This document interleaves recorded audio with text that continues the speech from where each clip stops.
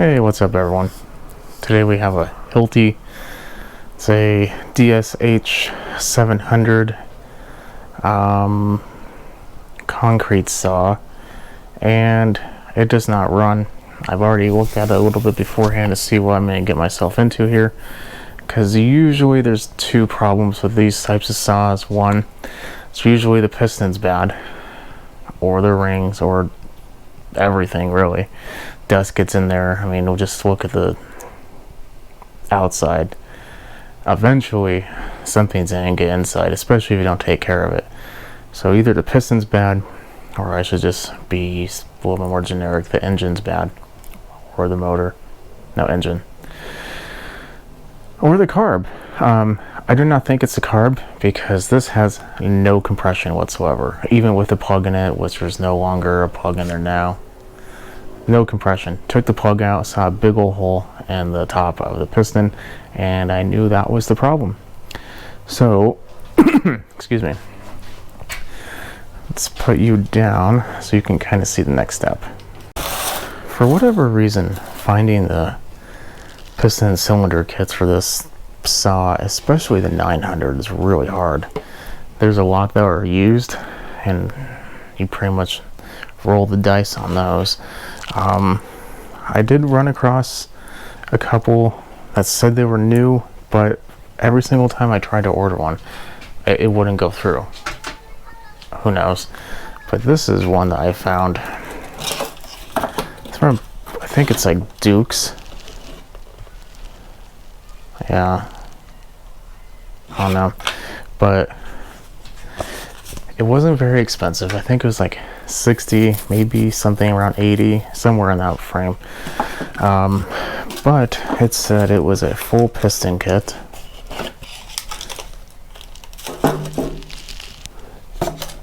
Piston and cylinder kit, I should say, for the DSH-700 and the DSH-700X. We don't have the X, but it does say that the 700 is also good. If I can get my knife out my pocket, so we're gonna take a look at it. The problem with some of these kits that are not the OEM kit or from a reputable manufacturer is that they're cheaply made. They don't have the kind of coatings on the inside of the cylinder wall, and you'll buy it to then just have to replace it shortly after. In fact, I did a video on a chainsaw for a kit that I did not purchase, but was asked to install, and I said why not. So we have our clips, pin,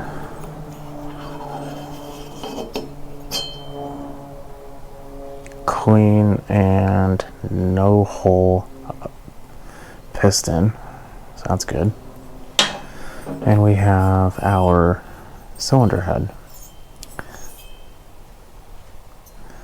So usually what you'll see is access holes, that way you can get to the mounting. So I'm hoping to do a whole lot to install this. It's probably not going to be very easy. I don't see the lip. Oh, there's a lip. No, there is. Just at a bad angle. Once the light hit it, I saw it. So, wait. Is there? Oh, okay. Spark plug, compression release. Got it. So, I say let's take the covers and everything off the saw, and we'll see what we have to do. Before I continue, I was looking at this, and it isn't bad. I've seen cheap kits before, and they usually have a certain feel to them. This doesn't. This seems like it's pretty decently made. So this might be a good source to keep buying these replacement kits or repair kits. Even the piston seems pretty decent. I guess when we look at the rings, it'll be the true deciding factor. Some of those kits or rings are so horrible. Well, they're marked. That's a bonus. They appear to be two of the identical ring, which makes sense for a 2-cycle. There's only one way they can go into. There's a little pin right there for both, and these are notched, so you have to put it in a certain way in order for them to be installed correctly. Okay, so I just want to bring that up. It seems to be a fairly decent kit. Start taking it apart, and this filter is disgusting.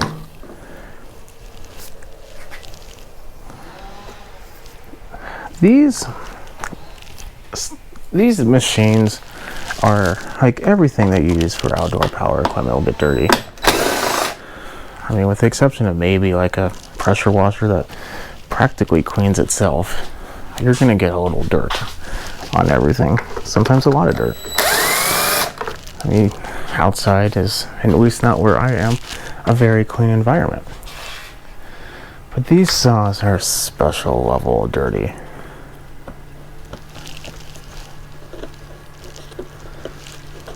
Oh, the screw isn't all the way out.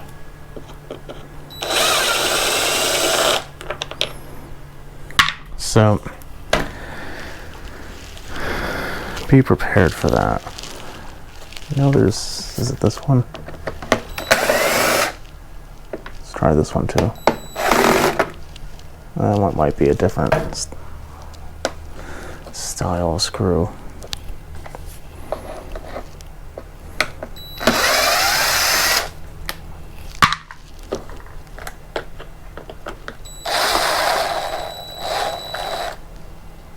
Hopefully that's enough to take it out. There we go.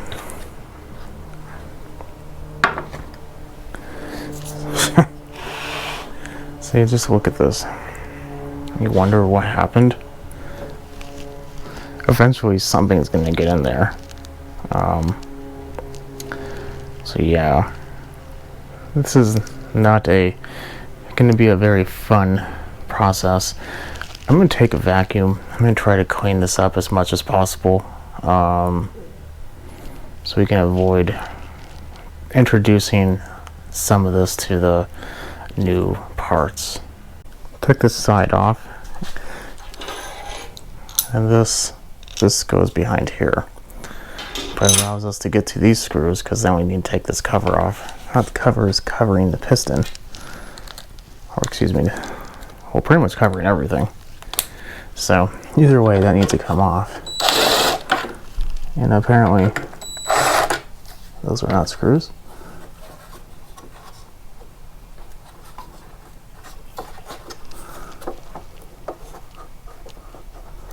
So let's take these wires out.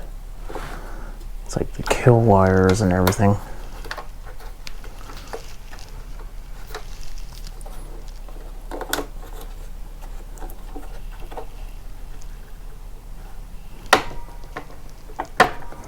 Everything's like cemented into place. Okay, I need to take out a couple screws on the other side now. Taking that off was not easy, but after you finagle it around that spring, which we are going to have to take off, it's just really hard to see in there with pretty much no viewing area. But anyway, took it off, so we can now see there is a screw that we need to take to loosen the boot, and there's the 4 mounting screws. We are going to have to probably take off the muffler beforehand just to make it a little easier. That, if I remember correctly, there is probably a screw down there and 2 in here. The unfortunate part about that, you know what, I don't think I'm going to do that. I think I'm going to try to take it off with it, because it's just real hard to take it off with this on there. I don't really want to take that off, mainly just because it's so dirty and introduce more trash in their problem here. Before I get too much further, I wanted to take a look at what we have here and the new one to make sure that we are even putting in the right part before we take it all apart. Couple things though, I had to remove the 4 mounting bolts manually because I didn't have a thin enough extension for, oh, this is a T25, yeah, T25, so that sucked. There's a mounting bolt down the bottom for the muffler, so I took that off already. So technically I think the only thing that's holding the muffler in are the two on the cylinder itself. I also took off the boot, the bolt, and wanted to kind of put the brakes on it a little bit. So let's see here. We have this. There's a little vent there. Is there one in there? Okay, there it is. It's right here. Okay, very good.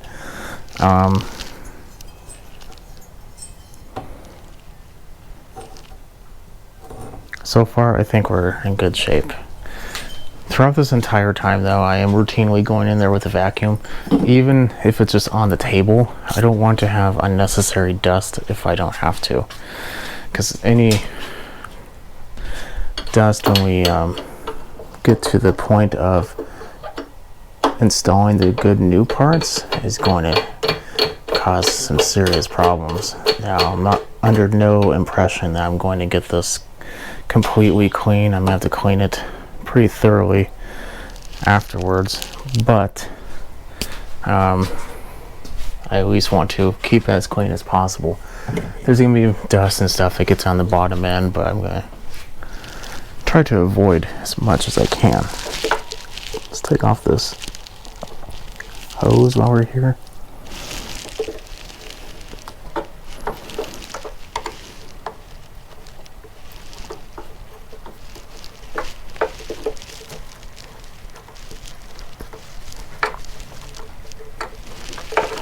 Why is everything hard when the camera's on? As soon as I turn it off, it just comes right out. Wow. Okay, well. And same story as it was before. First attempt to take it out with the camera off, it was fine. I think that's all that we have. Actually, I'm going to blow off a couple big pieces I see over here and get the vacuum out again. You should see your power button. It is pretty dirty.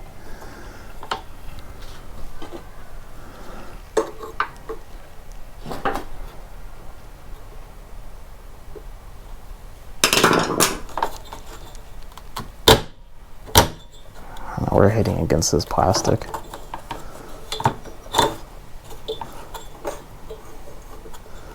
Just want to see if I can use the piston to help me take this off at all, but I don't think so. We are slowly lifting though. There we go. I'm thinking that muffler though might be our problem.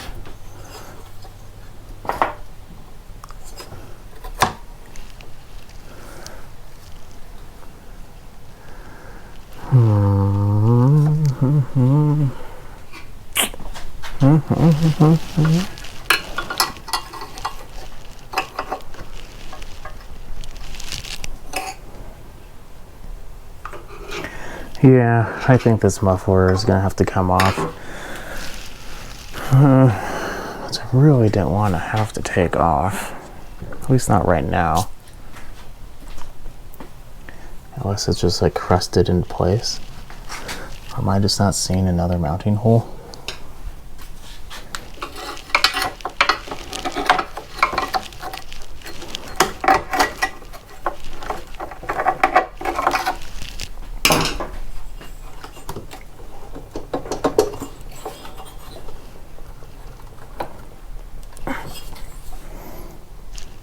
Oh, I am missing a mounting hole. It's on the other side of the muffler. So, the screw that was down here to hold it in place, the exhaust, was not easy to get to. I had to take off the exhaust, so after considering it, all the options, I decided to just do that. Okay, so we have our prize.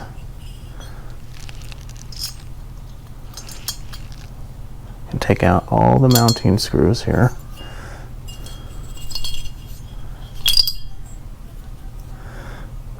So as you can tell, there's that definite issue right there.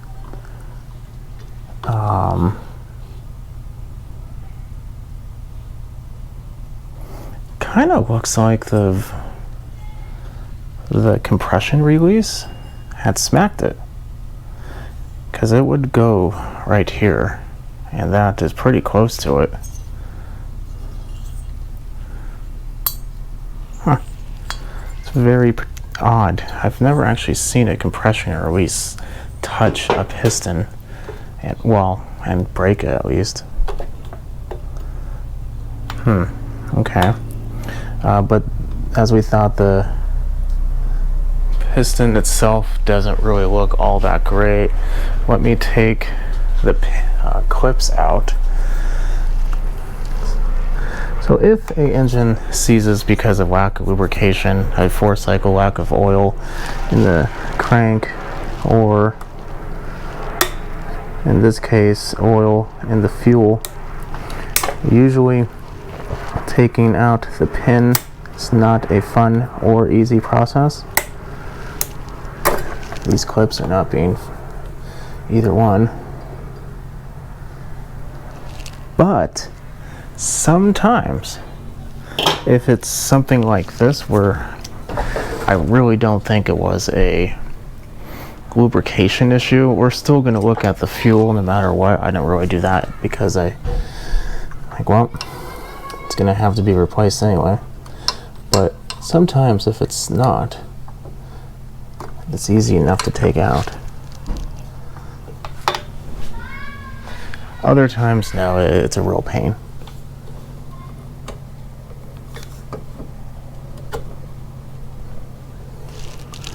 Let me take like a small screwdriver, kind of hold it, and then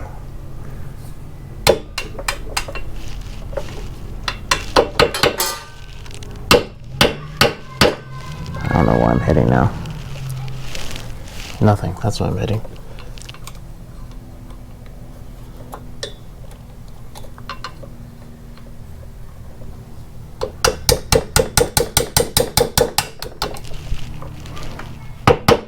It's the same thing I was hitting before.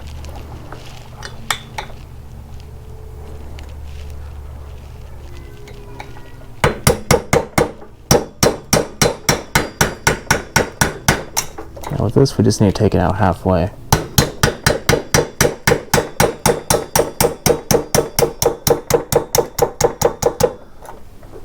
Not quite there yet.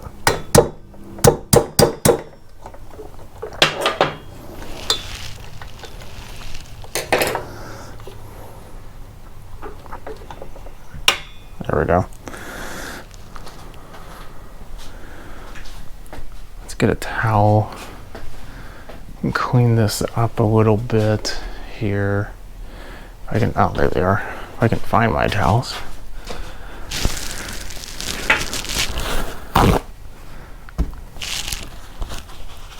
Obviously there's a whole lot of junk in there, but we're going to clean it.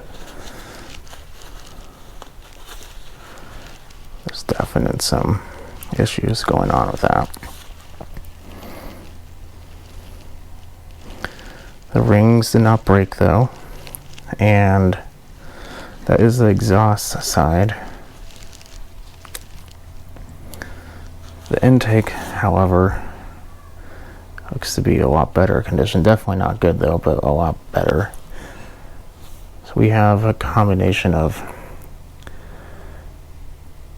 probably dust and wear, as well as, I'm assuming, the compression release.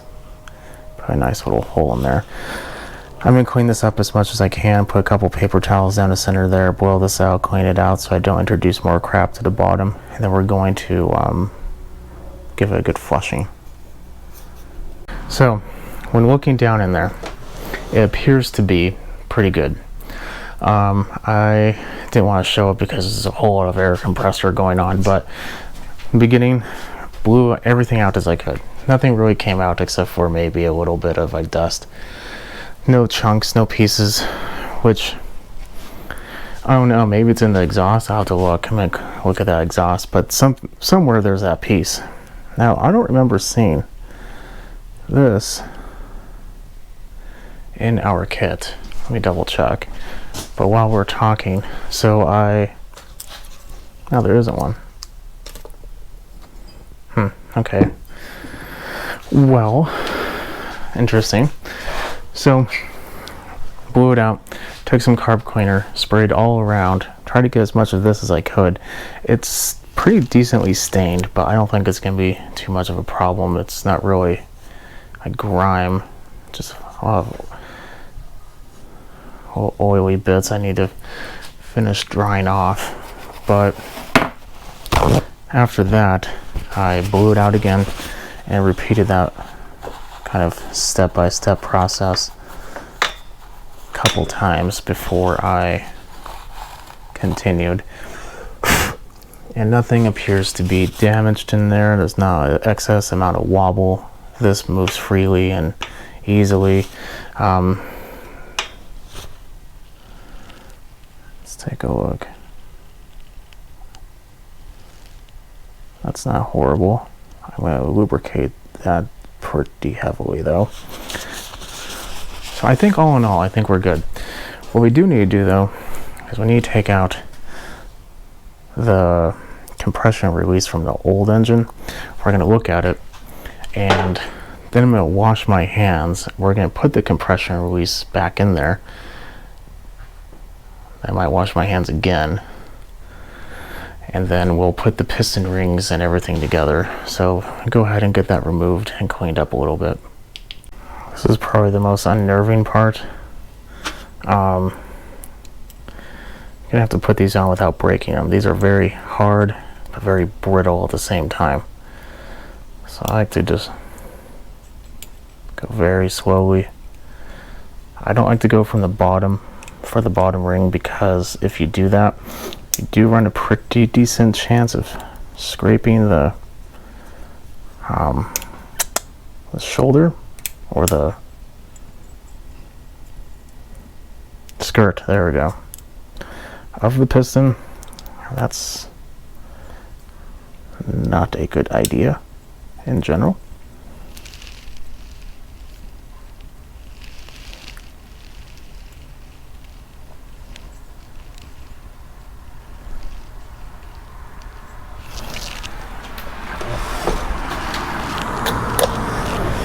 They do make special pliers for this, but the pliers I have just seem like they are just too big for it. So sometimes additional tools are used to help out. I probably should just fork over the money for the smaller set of pliers.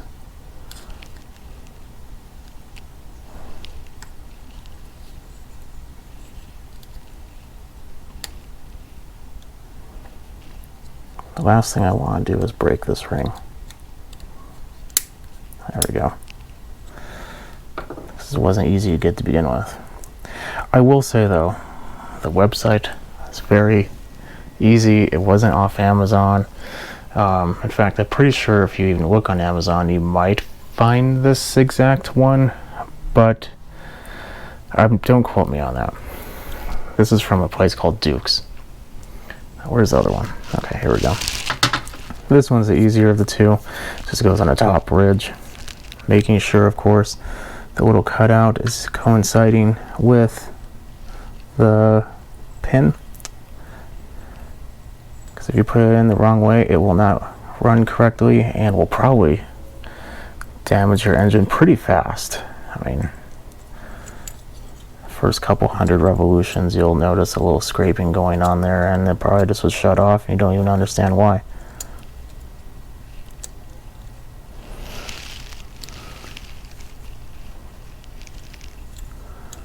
So far, this is a pretty good kit, and I'm just having all kinds of problems with this ring.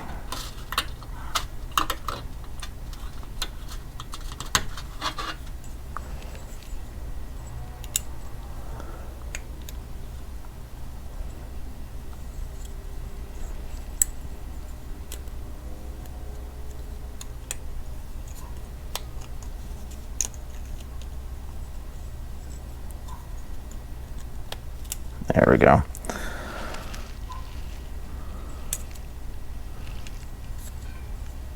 Okay, so now that's done.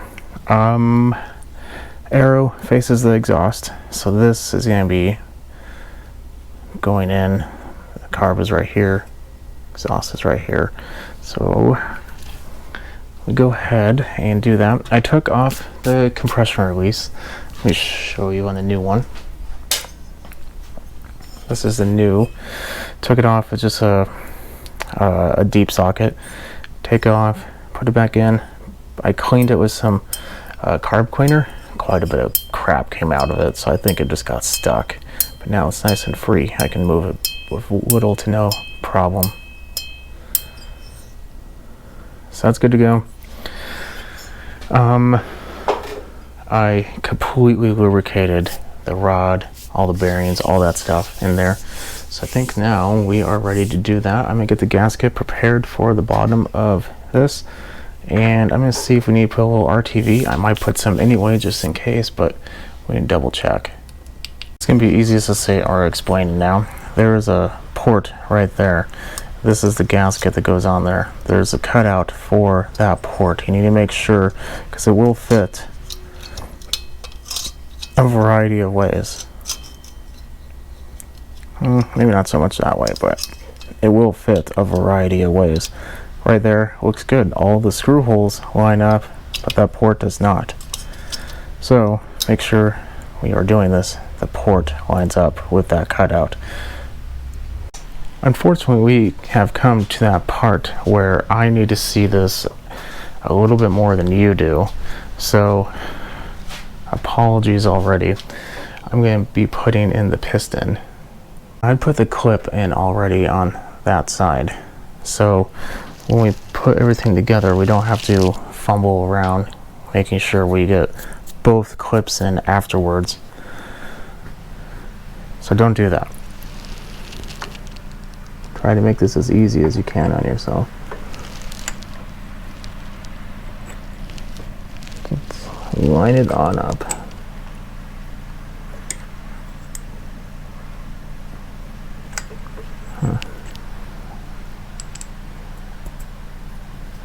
I'm gonna put a little oil on the inside. I didn't realize it was not pre-oiled. I mean pre-oiled, I didn't do it yet.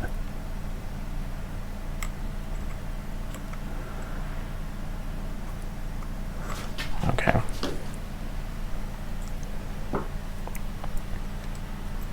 Much better.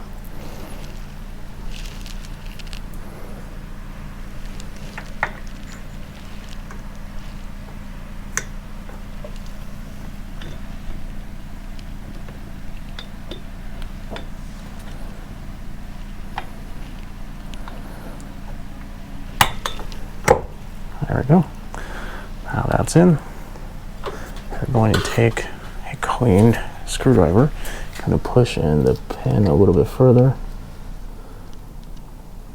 There we go. That's where it should be. I'm going to put in the clip on the other side, and then we'll be done. I have thoroughly lubricated this engine, the inside of it.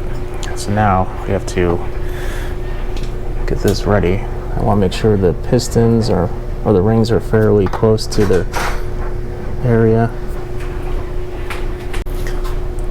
Okay, so that one is.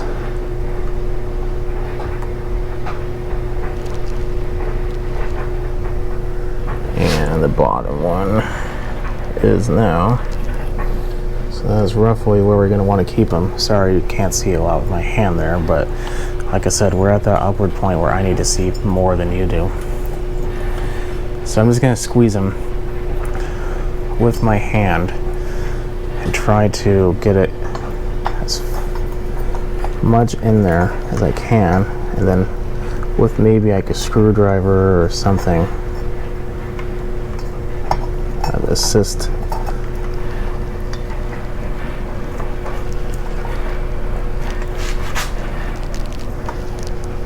On the other one on the bottom here.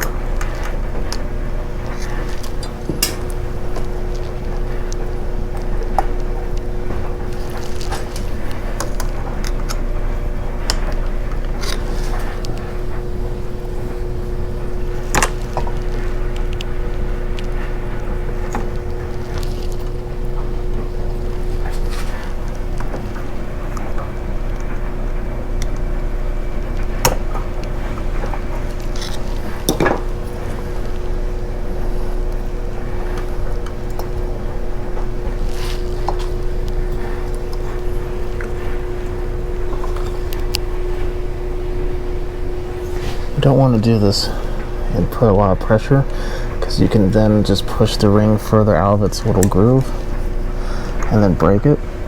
So it's a very delicate procedure. Take your time. Don't rush it. There are things to rush in life. This is not one of them.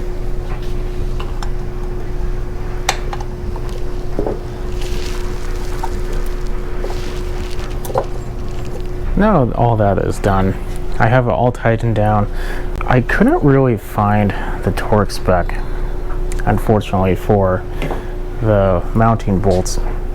So I kind of just went off of a generic one. I put it at 120 inch-pounds. So it could be needing more, could be that's too much, I don't know. It felt pretty tight when I took it off, and I should have measured it when I was doing so, but that apparently was too complicated for that earlier version of P&W. But I feel pretty confident on that one. I feel like that is I don't want to say a standard, but it's something that I think is pretty common. And it's definitely, I don't think it's going to be inadequate, let's just put it that way.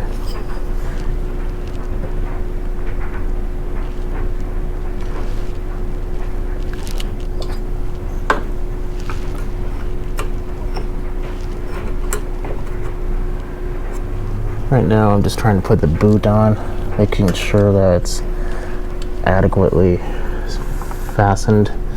This boot is very, very important, because if it's leaking at all, let's get you a better picture of this.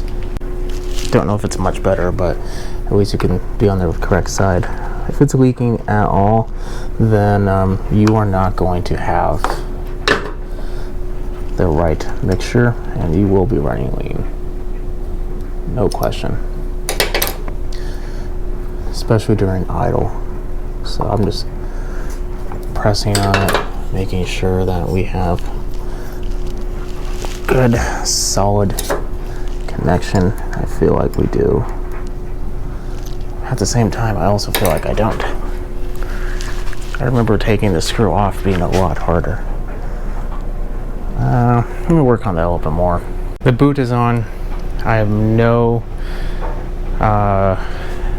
beliefs that this carb is any good at all, but I also don't know it's bad.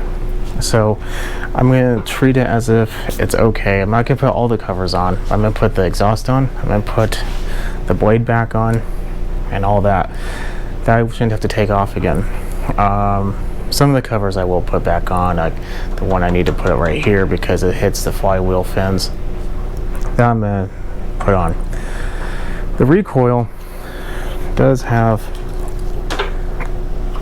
its problems. That's as far as it wants to retract. Sorry, I want to sneeze. Excuse me. So I'm going to bring you back when I get to the Recoil, because the rest of it is just literally putting clips back on and covers and whatnot. We have come to the point when we are working on the Recoil. Let's look at the Recoil, why don't we? Oops. So I'm deducting, do I need to replace the cable or the cord? It really doesn't look all that horrible. Or do I just need to wrap it around again?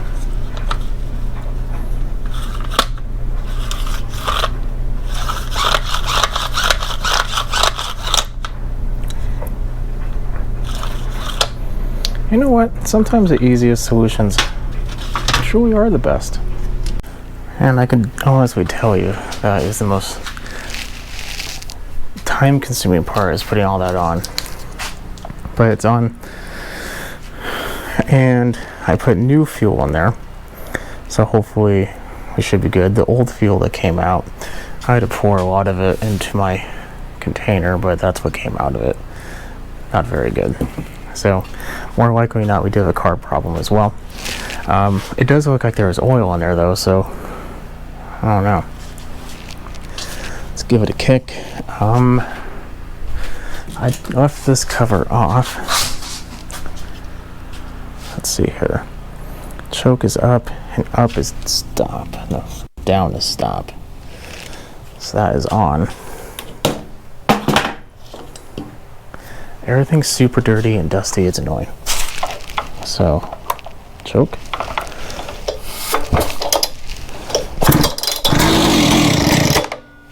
Oh.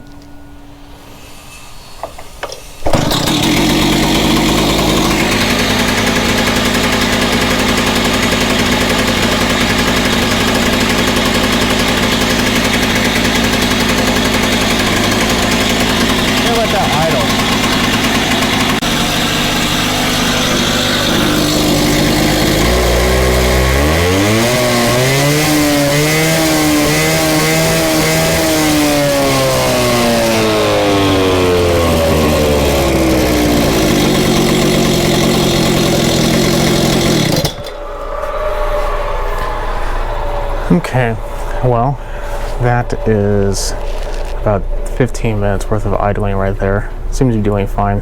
I don't think I need to do too much with the carb. I did have to replace the boot on the spark plug. It just keeps coming off. Then just put a new one on. Okay, well, like I said, this is one that I don't think I've done before, but I did, well, at least not for a Hilti. The 900, I don't really know if this kit would fit on it. I'm assuming no, but this Duke's kit that I found does appear to be doing a pretty good job, and it's a pretty decent little kit. It seems like a good high quality one, so if you are ever in need or in the market for a cylinder kit for a Hilti-700 like this one, I think this is a good choice. Okay, well, if you like to see, keep watching, subscribe, catch me in the next video. Have a good night.